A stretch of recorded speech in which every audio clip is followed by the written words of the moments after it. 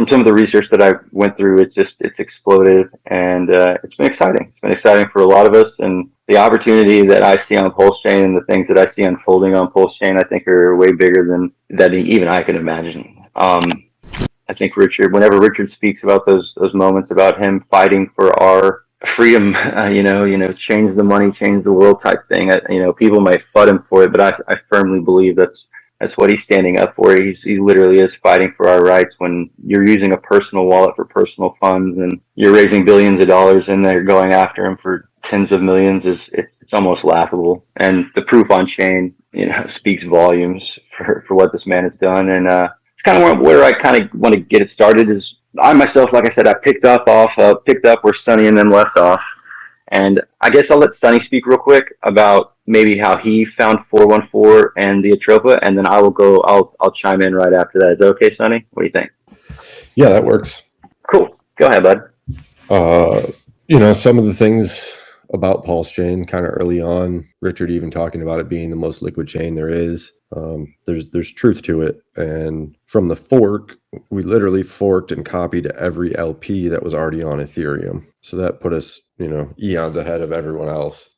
They are all still running in the background. Uniswap, SushiSwap, all those still have what's now PWETH in them and are arbitrageable for the people that have made the bots and run those APIs. So where I saw the opportunity was in the LP, because all of these tokens that were never in LP start to come into LP, right? From the airdrop and from other holders. And using those LPs, when you start to have more than one pool, which on every other chain, we usually just have one pool, right? You play on ETH, you play wrapped ETH into your Pepe or your other shitcoin.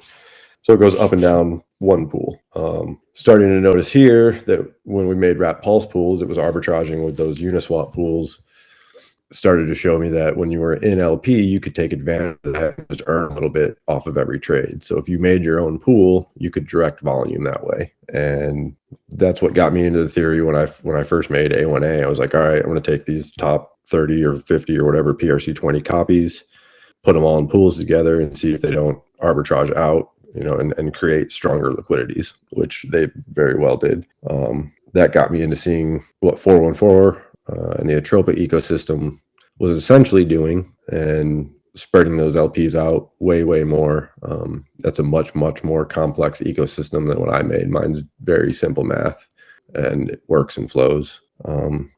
So all of these things were all leading towards liquidity. So while a lot of people look at price appreciation or depreciation on Pulse, it's because they're literally not helping to build anything. They're not doing anything, right? If you put two tokens in an LP, if you put Pulse and Pulsex, you're giving both of those tokens actual worth because they're paired to something else rather than just being standalone and having or not having liquidity. So that really starts, I think, where, after building that ecosystem and seeing it flow properly. I've made tokenized assets now too that are, a whole next LP layer deep. But I think that's where Riggs here really started to see a lot of these LPs in the background with the stable coins and how they were all working together. Yeah, man, dude, absolutely. And things as I started looking into more of it, I also went into the relationship route of it, but I'm where that was running nodes such as Stability AI. Stability AI and Stability Diffusion are two different types of protocols, but they can be utilized the same way.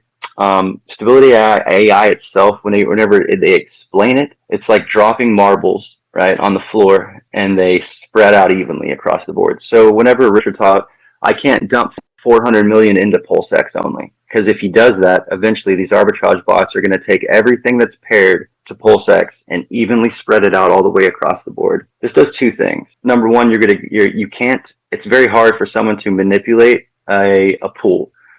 They can't go in, say, if you launch something on this DEX and they go to another DEX and they try to manipulate the price, the arbitrage bots will do their part to eat away at that price to make sure that you get the best price possible across the chain in total. So that's one great thing about these arbitrage bots, is that you're going to get, usually 90% of the time, you're going to get the best price, and someone can't go in and manipulate it. I tested this theory by I launched a token and I heard it all. With BFF, Pulse, everything. I took it just 1-to-1, as in value 1-to-1. So if I had 0.001 BFF, I paired it with 0.00 my token. By the time I was done, it was like $86 a token here, $4 a token here, $7, 0.0006, 0.0004, and then left it. I let it sit for about 4 days. I wasn't paying much attention. And the AMM bots alone, through a 3-day period, they priced everything else to exactly 0.0036. And I was like, what's going on here?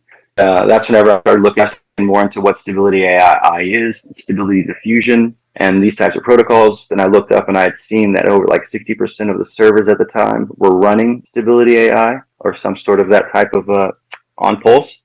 And I myself also ran a node and was using stability AI and was like taking screenshots of things and like took the front end that it created and like it made some insane pictures. It made like double helixes showing you that it was a clone, and it had like DAI in the center of it, and like there was one, yeah, it was super unique, super cool to see. Like, and it was like the day of or the day after that he posted like something very similar with Bitcoin, and you can see how far we were to like where we are now using that same sort of technology, just like taking numbers and letters and dropping it into AI as a picture and getting this full model of what the chain came from, right? We are a clone.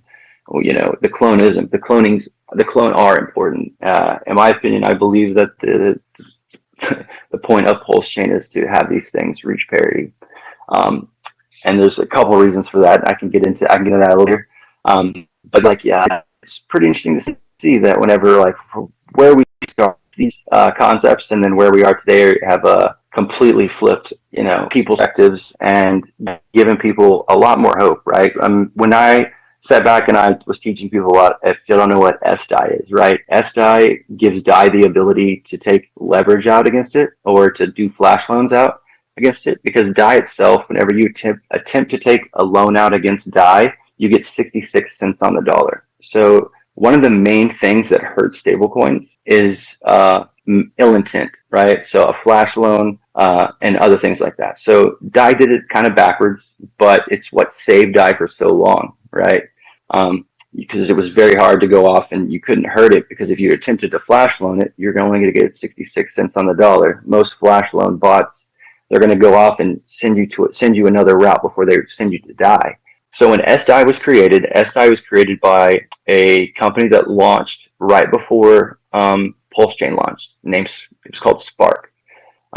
Spark DAO, Spark Finance. And the guy that launched it, his name's Sam McPherson, aka Hexanaut. This is the name that he goes by on Twitter.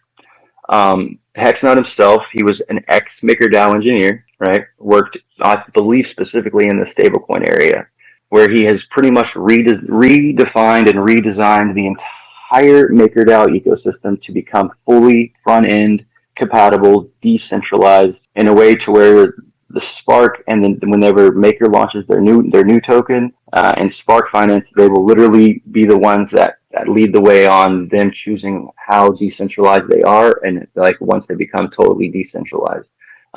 Like right now, anyone can run these things. Anyone can take sDai and take the leverage out if they know they know how to do it. They can do it. And that was one thing that I've noticed from the very get-go, is that every one of these protocols that we have seen and have been used on Pulse or on MakerDAO, Spark, it's all open to the public. Everything is open source code. Everyone has the ability to do it. I think that's very important. It's probably why, when they copied the chain and they were doing what they were doing, that was probably one of the things. It's like, look, we can't do anything that anyone else can't do. Given the knowledge, yes, maybe it takes a little work to find out about these things, but it gave DAI a lot of power, so much power, in fact, that during the month of April, DAI processed $636 billion in on-chain volume in ETH, right? And then total in all stablecoins combined, 1.2 trillion on-chain volume on ETH. That was the all-time high on ETH this past April, and DAI alone did 636 billion, right? And then literally it was up 240% from the month prior, and then in April, I think not April, but the month before that, it was 448 billion. So they're doing insane numbers. They're literally, there was a tweet by Sam, I believe a couple days ago, where I pointed this out. Like literally the 1 month volume of DAI minted was 150 billion last month. 125 of that was through Maker. The other 100, around another 125 through Aave.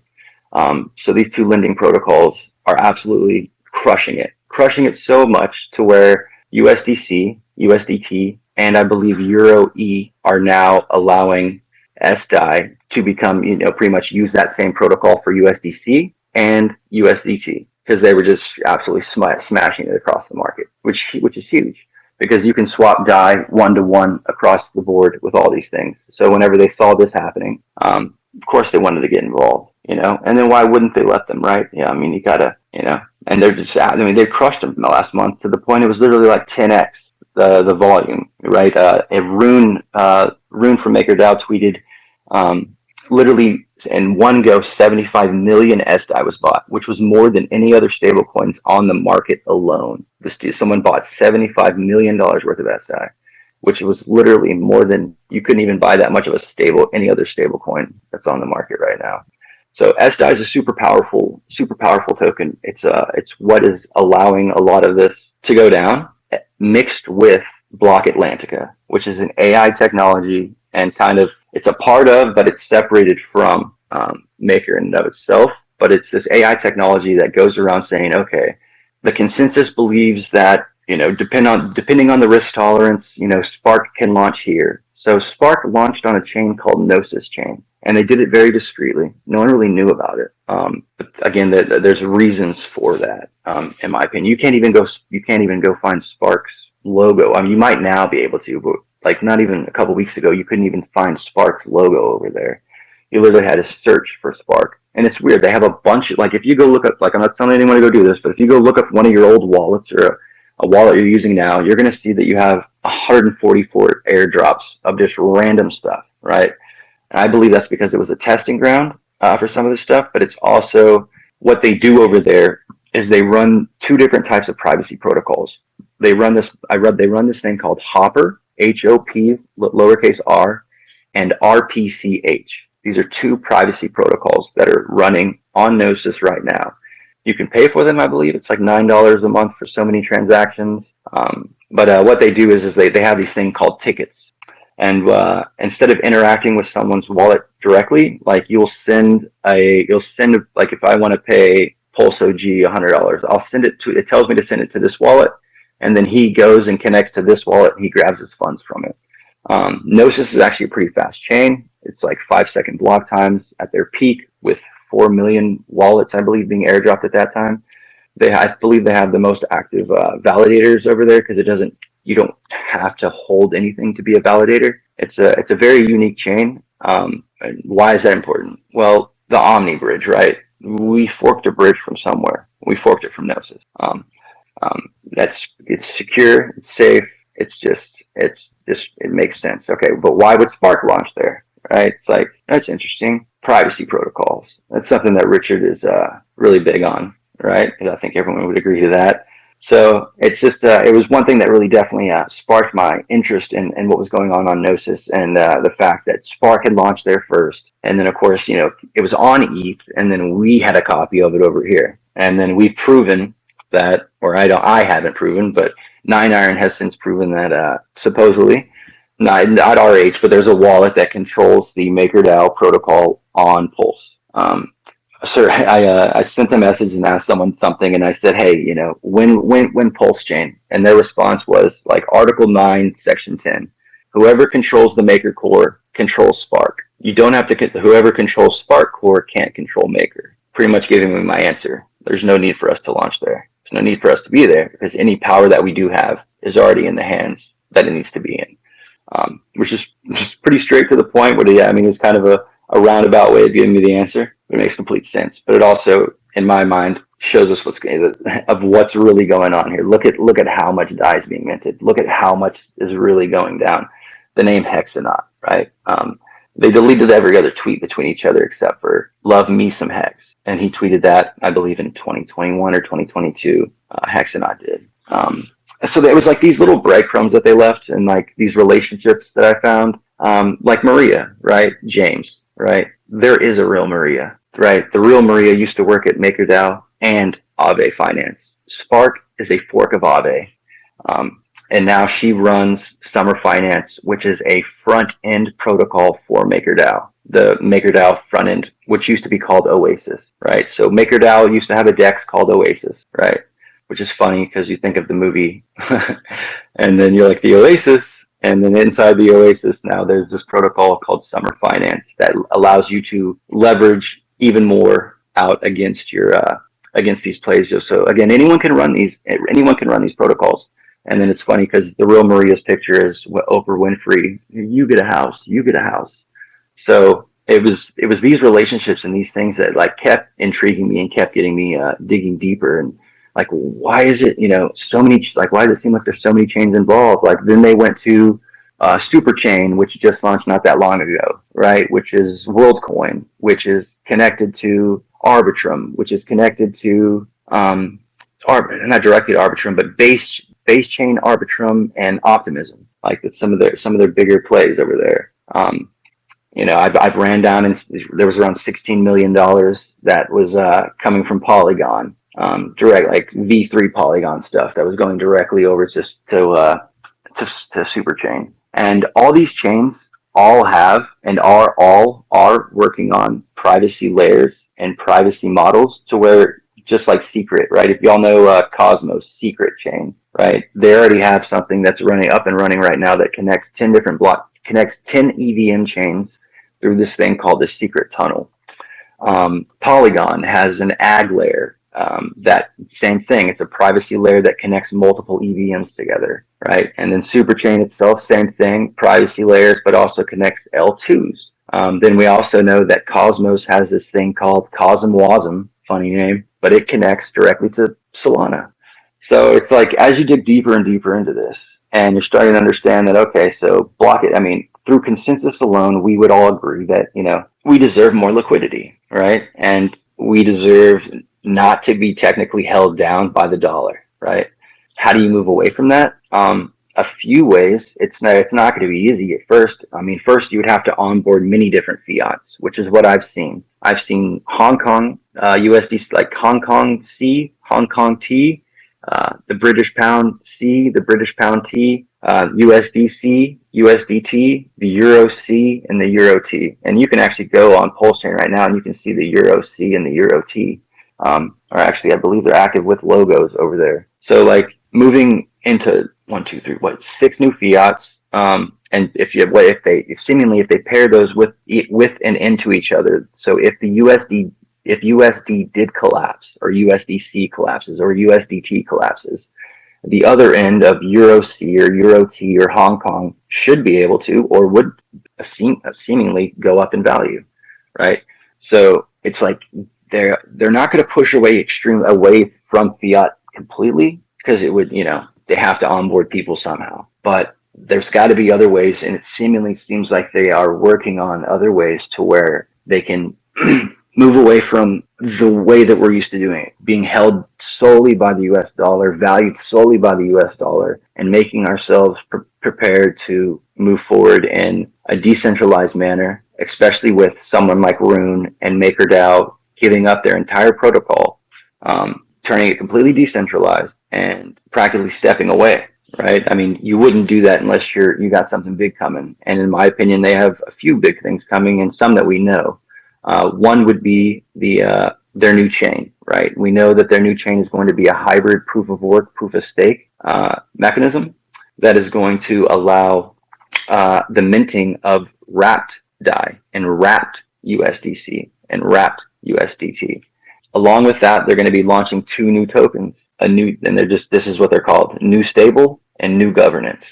I believe that their new stable token for the first 3 years is going to remain pegged to $1, and then after that, it's going to fluctuate in value from 75 cents to $1.25. And I think that's because they're going to be using that either in the background to help maintain DAI's peg, or help maintain other stablecoins pegged, because there is a direct correlation to a stable swap that's going to be right there sitting, at the forefront of all this, to where this is all the arbitrage bots will be right there, just constantly eating away at any value, trying to jump around at it. Anyone with anything trying to get depegged or decorrelated, those arbitrage bots will be eating away at anything that has value, and it's always going to outpace a human, and it's always going to do what it can to keep an equilibrium. And as we've seen on Pulsechain is built to be in equilibrium, to find a balance.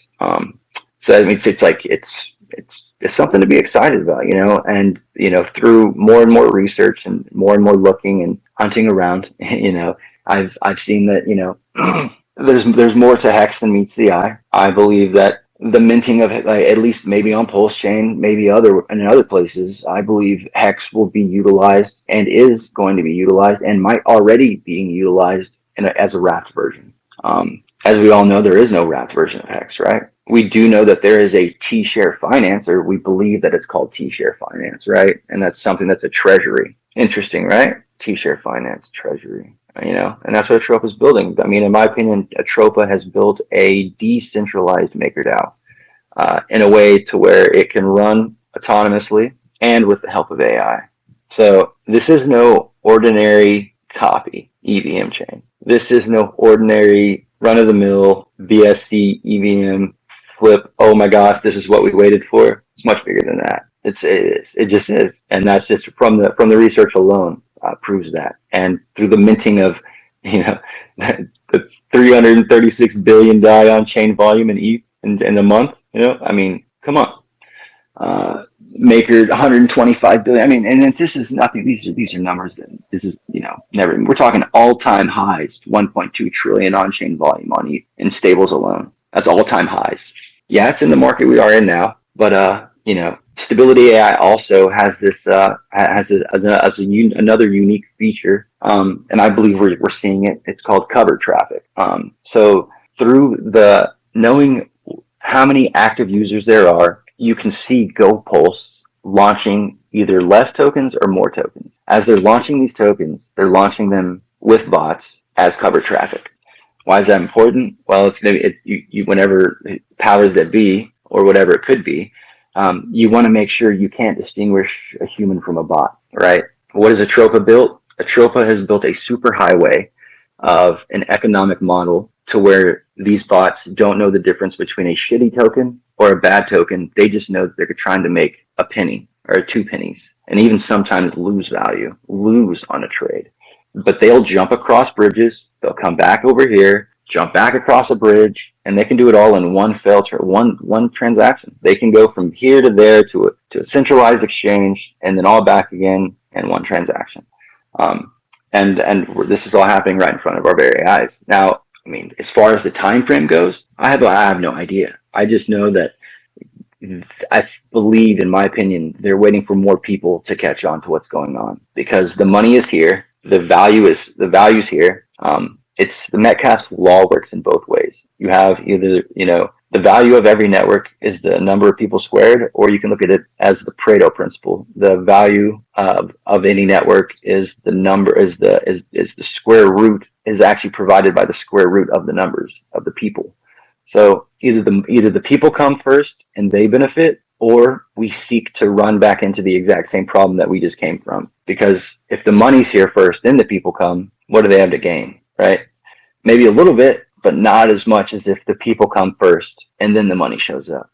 So in my opinion, it's not a matter of if or when or how, it's a matter of getting the word out and getting people into this. I think at the end of the day, I mean, things are going to take time. And a lot of this, of course, like I said, some of it, of course, speculation, but the numbers that I'm reading, you can go right now to MakerDAO and you can read runes and these guys, things, speaking, straight at it from, themselves. So it's a change the money, change the world type thing, in my opinion. Are you there, secret agent? It's probably not a big. Kind of. I'm just starting to get set up for the day. Okay. Yeah, so like MakerDAO is going to be launching their own, where they're going to be minting wrapped DAI, wrapped USDC, wrapped USDT, and it's interesting because we do know that there was around 8 billion in value that was in Hex that was put inside on the ETH proof of work chain, and in my opinion, that's what they're forking. They're forking ETH proof of work and possibly a proof of stake chain, and we do know that they're going to be using a deterministic type of gas token, which is going to be a stable token, since they're going to be minting stables. And we do know sDai was Gnosis before Gnosis chains. So maybe they were going to, in my opinion, it was probably sDai that they took a snapshot of. And then all the all the interesting like all the airdrops and stuff that you see over there that seemingly don't have value. They could be gateways or portals to to where people will be able to connect and utilize those for the privacy trading, where I touched on that a little bit whenever the tickets that I talked about. And that's another thing where I found on ETH, which was another very interesting thing whenever I was uncovering a lot of this, trying to find out where value was hidden and this and that. I found out that when you wrap things to the 8th layer, like, so when you literally take something and you wrap it and you put it inside an NFT, and then you take that NFT and put it inside another NFT, and then, but there's a certain point to where there's an algorithm in a company called Block SEC. And as soon as you hit a certain score, it considers it a scam, right? And then it doesn't matter what you put in there after that, that value is no longer seen. And I ran across this a couple times to where I found things of value from 4 and 5 years ago of these holding upwards of $200 and $300 million, but they weren't being tracked. And seemingly, in my opinion, I think that this is something that was being set up long ago in preparation. And then Block SEC, either it's a play on words or it literally is the blockchain SEC. But they knew exactly what to do, how many folds they needed to make, and how to get there to be automatically labeled a scam. But by doing that, when he went back over there, and then if someone went back over there and then unwrapped those things, they could then literally trade freely in a privacy protocol, so to speak. Because then you could literally go over there and then add something to the other end of that liquidity pool and start trading. And since it's labeled a scam and that there's no value there, no one would be any of the wiser, because you wouldn't see any trades. You would have no idea that that's even happening. And this is not just on Pulsechain. This is on BSC. This is on Polygon. This is on multiple chains where I've seen this start, whether I saw it occurring, especially whenever I saw bots starting to jump, the same bots that were over here jumping over on BSC and making trades. I believe that he copied and he snapshot more than just Pulse. I believe that he forked and copied more than just Pulse, more than just Ethereum. And I think, again, this is all, wildly speculative, if you want to say that. And then, of course, you can always go out and do your own research. We also know that, why is Spark important, right? And why does sDai have to do with anything? Well, we know for a fact that he threw 400 million of our dollars into a protocol that none of us knew about. Now, if he didn't know and or trust that protocol, you really think RH would have thrown $400 million into something like that without having any type of trust or any type of relevance to what was going on?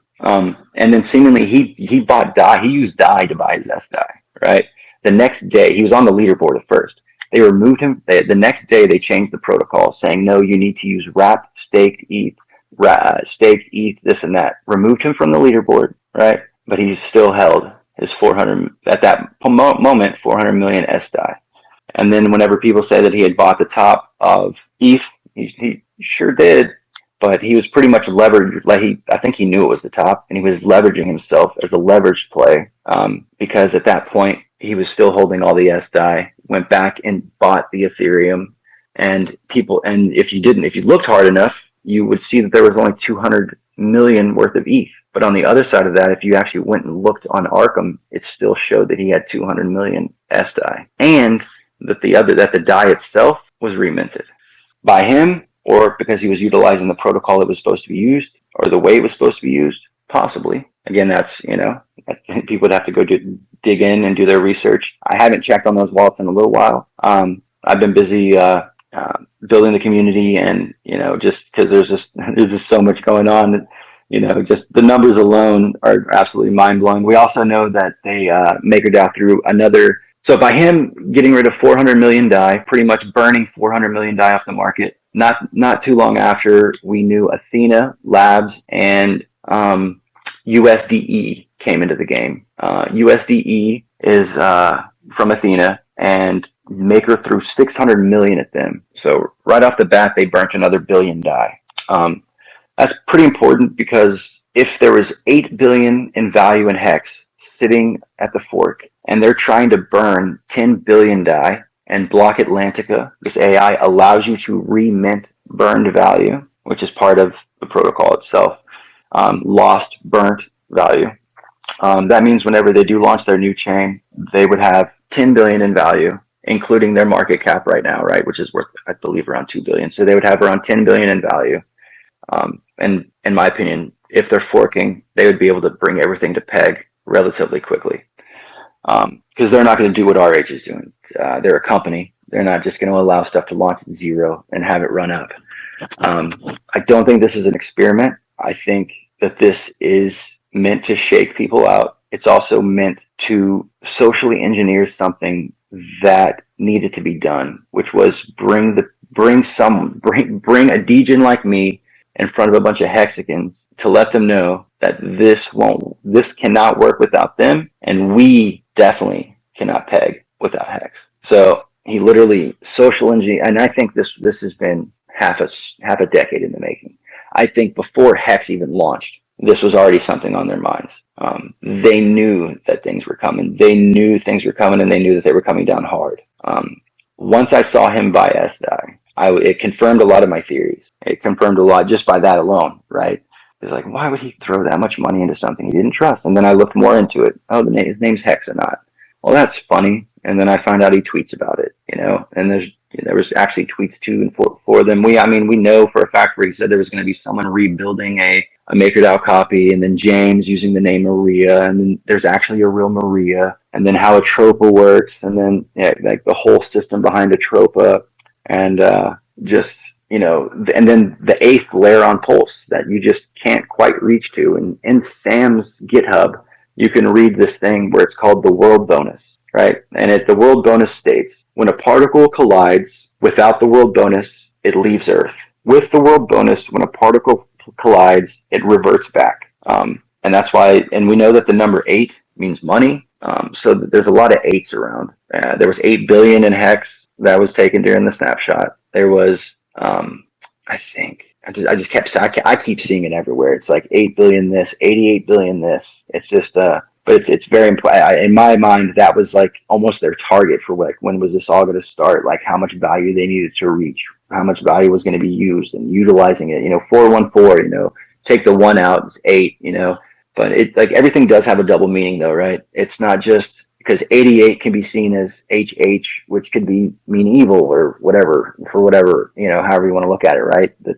And that's because it's the truth, right? If you change money and you don't change the people in control of the money, you don't change anything. You literally revert right back to where you are. Like 414 itself can mean the bringer of light or the destroyer of worlds, right? Like, there's double meaning behind all this because it's absolutely the truth. And giving people the opportunity to become wealthy and it falling right back in to the same people's hands that it just came from, like, we're just going to fall right back into the destroyer of worlds of what we just were, right? So the opportunity here, I think, is patience. Is the learning thing is definitely patience.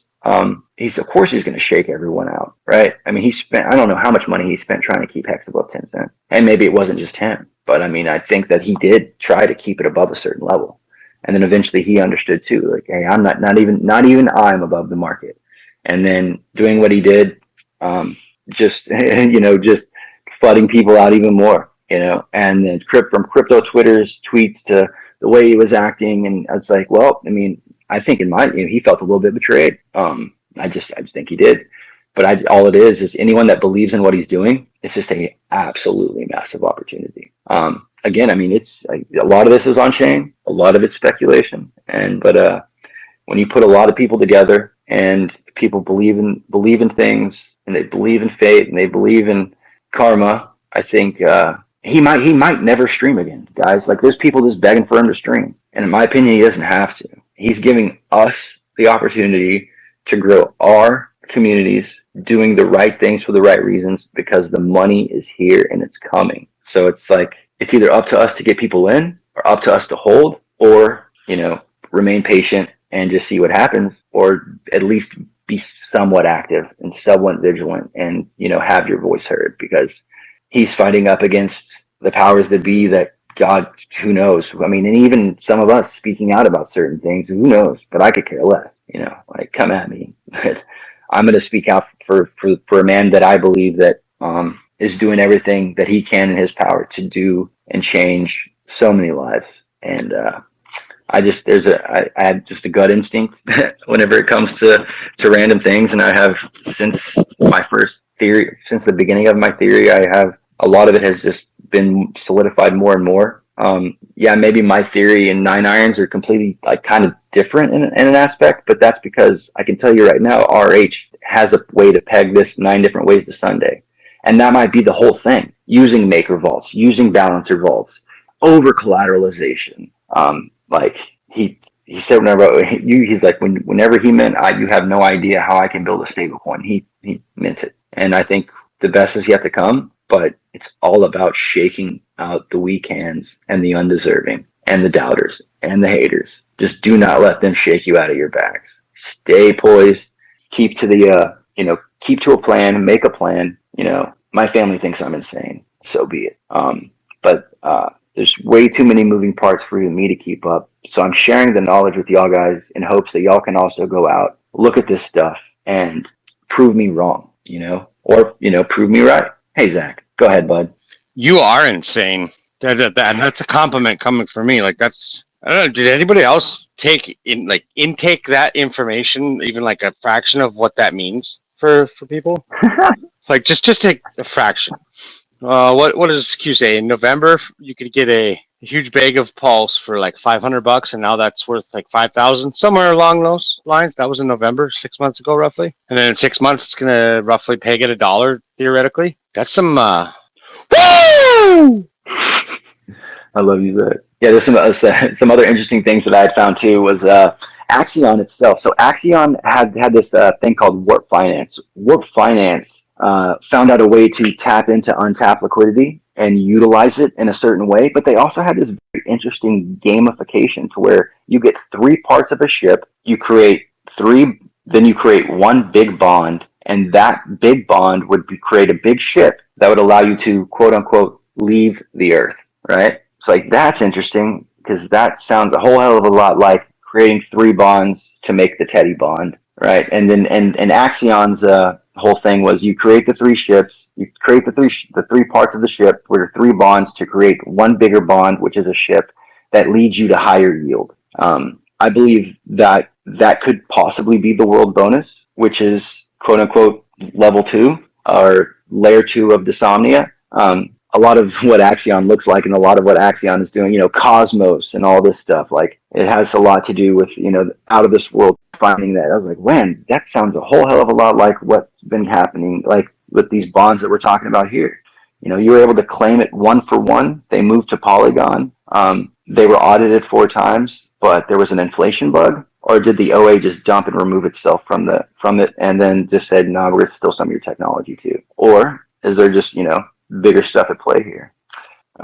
That remains to be seen. I just thought that was a very interesting tie, that you could claim it 1 for 1 for Hex at one point. Then they said it was an inflation bug. And then, the ties to Atropa with the 3 bonds to another bond. And then, the whole out of this world thing, which is directly written into the code in Sam's code, which is, the world bonus being, yeah, it's just, that's definitely an interesting, it's in Sam's GitHub, where he talks about the world bonus. And a lot of the stuff that he writes about is, it sounds like a game, but as you read the game, like, it'll say like there's three different types of exploders. There's the explosion, which is like the X and Y particles leave here and they start at a 50-50 point, and then they break across, and then they continuously explode at an ever increasing rate till they equal X and Y axis on this other side. And then there's this thing called like the fire, which is a trickling type of effect, but it's continuous from X and Y to an X. And so, to me, it sounds a whole hell of a lot like liquidity pools. And then there's the rain effect, where it's just just kind of drizzling across from one X and Y axis to this other X and Y axis, and then equaling 50-50.